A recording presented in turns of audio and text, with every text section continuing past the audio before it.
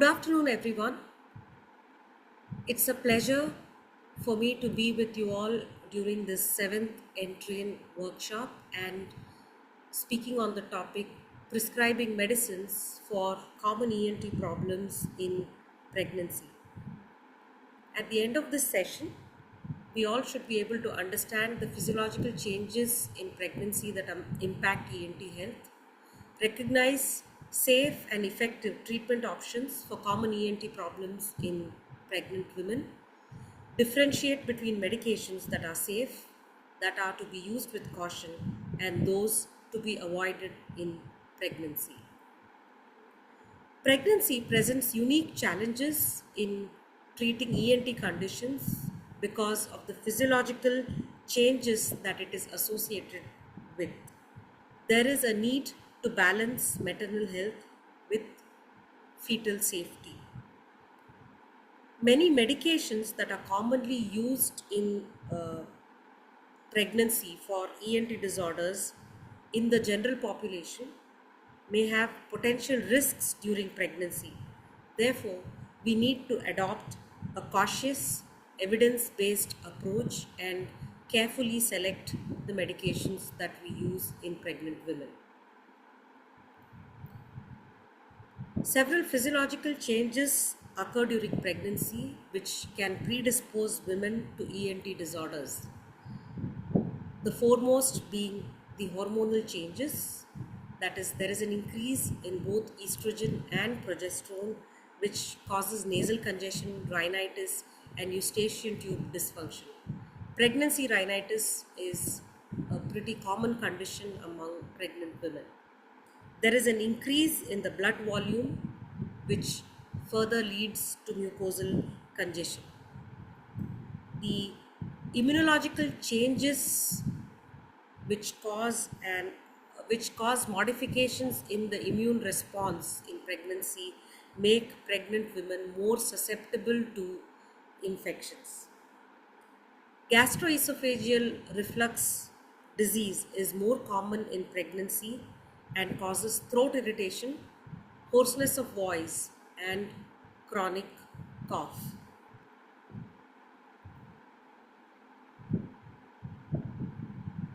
So let us just look at the common problems that are seen in pregnancy. Allergic rhinitis and nasal congestion caused by pregnancy rhinitis. Sinusitis, here I am talking about acute sinusitis. Acute sinusitis in pregnancy is most often viral but will need medication.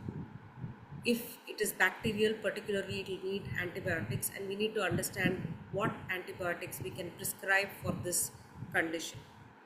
The next is otitis media.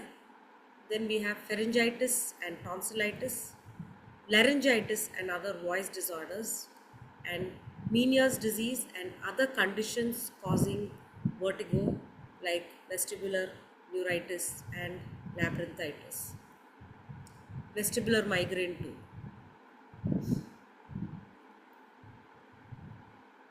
Pregnancy rhinitis and allergic rhinitis is one of the commonest conditions seen in pregnancy.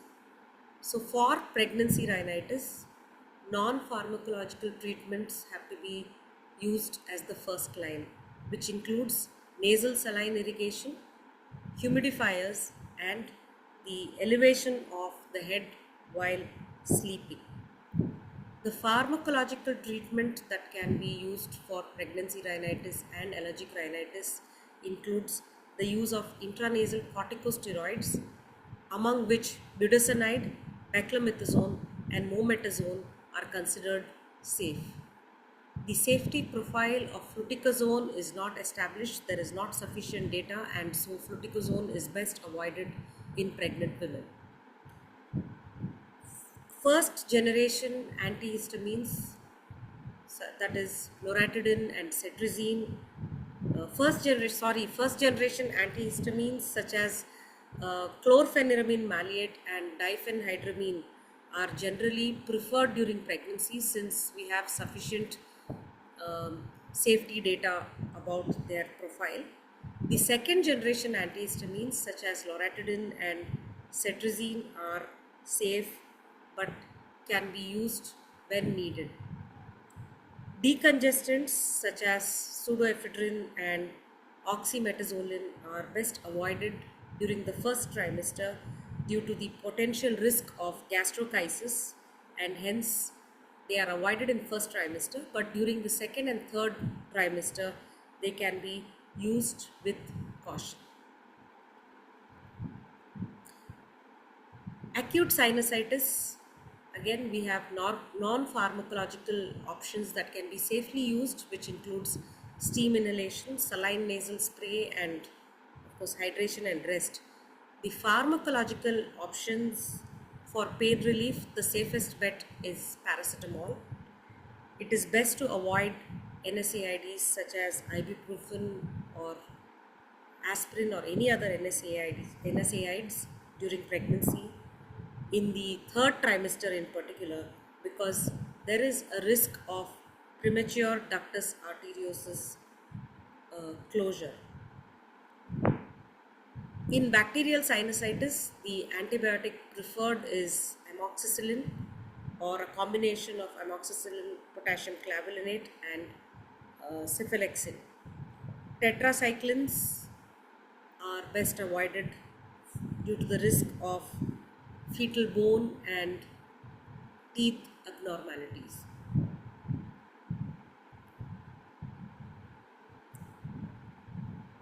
Middle ear infections, whether acute or chronic, require careful selection of antibiotics, and again here the preferred choice includes amoxicillin and cephalexin. In those allergic to penicillin, we could choose azithromycin or clindamycin. Fluoroquinolones are best avoided because of the risk of cartilage damage. Tetracyclines again should be avoided because they carry the risk of fetal tooth discoloration and inhibition of bone growth. For pain management, again, just like in acute sinusitis, acetaminophen is preferred, and the non-steroidal anti-inflammatory drugs are avoided, especially in third trimester, because of the risk of premature closure of ductus arteriosus.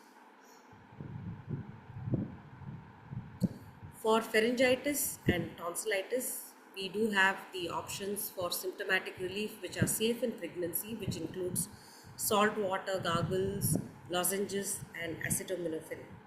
Most cases of pharyngitis and tonsillitis in pregnancy are also viral and require only symptomatic treatment. Only if it is bacterial, particularly streptococcal pharyngitis, which is, or streptococcal tonsillitis, which is the commonest cause for both the conditions, antibiotics are required. The first line of antibiotics includes penicillin and amoxicillin, of course, co-amoxiclav. If there is penicillin allergy, then cephalexin or clindamycin can be used. Erythromycin estolate is to be avoided because they carry with them the risk of maternal liver toxicity. Pregnancy related laryngitis is often due to gastroesophageal reflux or because of viral infections. So if it is because of viral infections or because of GERD, we do have safe non-pharmacological options, which includes voice rest, steam inhalation, and avoidance of caffeine and other spicy foods. But when pharmacological options are to be considered, then proton pump inhibitors like omeprazole or H2 receptor blockers like ranitidine can be used safely for reflux, and if this reflux is contributing to laryngitis. Again, in these conditions, the non-steroidal anti-inflammatory drugs are to be avoided to prevent gastric irritation.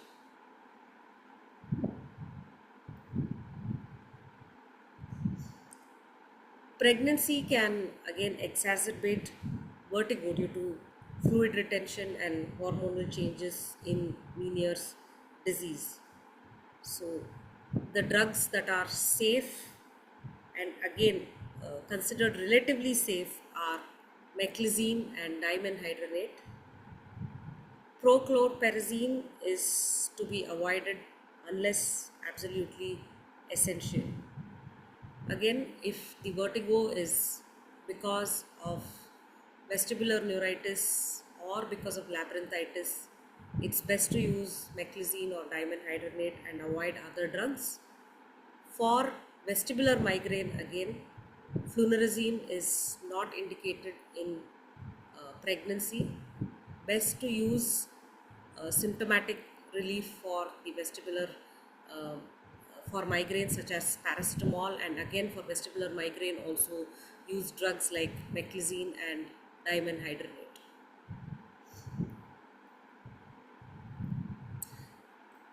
The general principles of prescriptions during pregnancy include: one, we need to use the lowest effective dose for the shortest duration possible.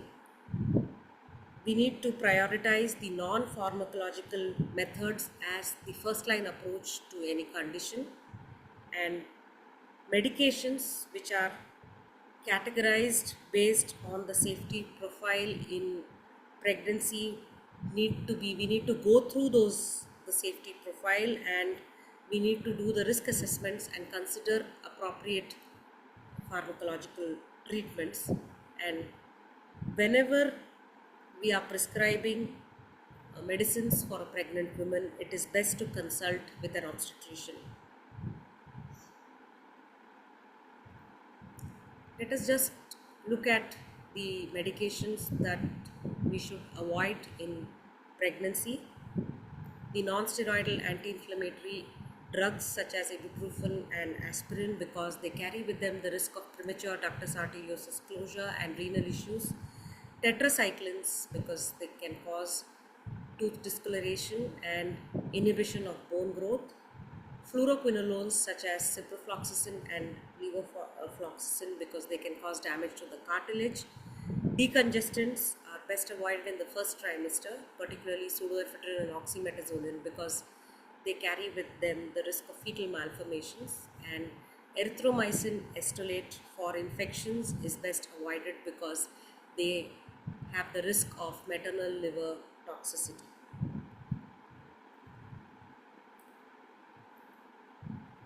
To summarize, treating ENT conditions in pregnancy requires careful selection of medication. Non-drug therapies should be the first line of treatment. So we should consider the non-pharmacological treatments first, and then look at giving the pharmacological options. And always we need to weigh the risks versus the benefits before we prescribe. Teratogenic drugs such as tetracyclines and aminoglycosides and non-steroidal anti-inflammatory drugs are best avoided. We need to monitor for potential side effects, especially in the first trimester, and always discuss with the obstetrician and other specialists whenever needed before giving drugs to pregnant women. Thank you very much.